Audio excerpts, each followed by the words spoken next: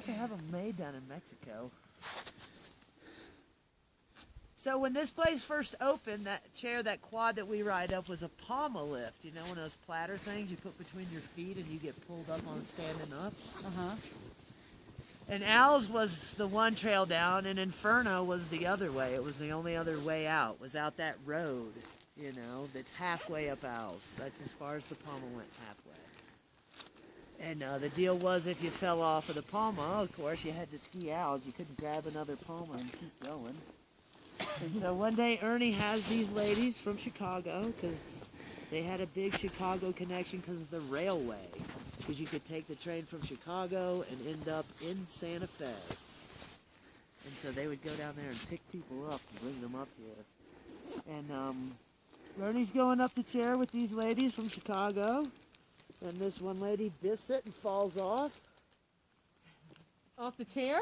Well, you're standing on the ground. It's a Palma lift. Right. Okay. Yeah. So yeah, she falls. Yeah. Lets go of her Palma, and now she's in the middle of Al's run.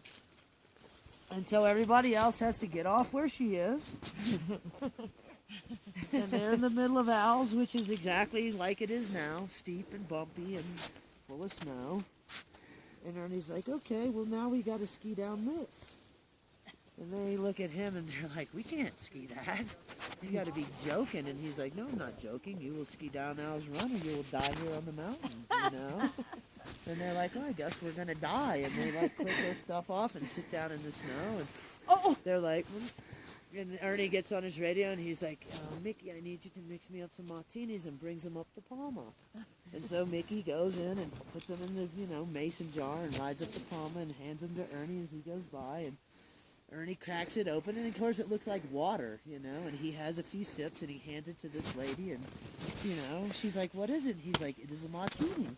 And she's like, oh, dude, I'm a Baptist, I don't drink. And he's like, you will drink some martini, or you will die here on the mountain. And he pretty much is like, drink it. And they all sit there and have some martini, and they have a little bit more, and they have a little bit more, and the sun comes out, you know, it was a day like this, and it's like, ah.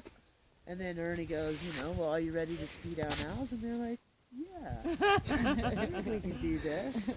And they take off, you know, and like the story says, and they skied like goddesses all the way down. Oh, the Martini Tree. And so after that, Ernie had got this really brilliant idea to hide them all over the place. And so you'd be out skiing in something really hard, like in Lorelei or Arnie Lund, and you'd find a tree with a ribbon tied on it. And if you dug around the bottom, you'd find just a mason jar full of martinis and have a little bit, and then bury it back in the snow for the next person.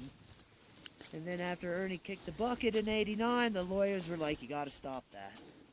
You know, that you're just, if a kid finds that mason jar and drinks it and then smashes into a tree, you're liable.